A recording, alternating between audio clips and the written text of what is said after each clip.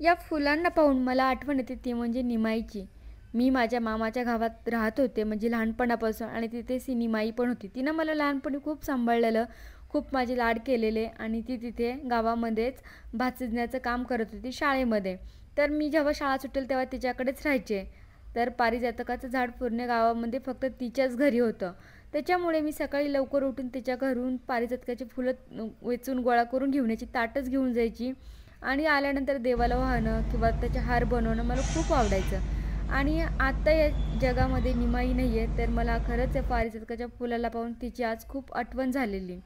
तर इकडे कोथिंबीर दिसते, ती माझ्या कुंडीमधलेच मी काढलेली आहे. मला खूप आनंद होतो जेव्हा मी असं कुंडीमध्ये काही लावेल. पण शहरामध्ये जागा नसल्यामुळे काय होतं, आपल्याला खूप सारं काही लावता येत नाही. व्हिडिओ हा श्रावण चालू व्हायच्या अगोदरचा आहे. इकडे चिकन बनवलं आहे. तर थँक्यू.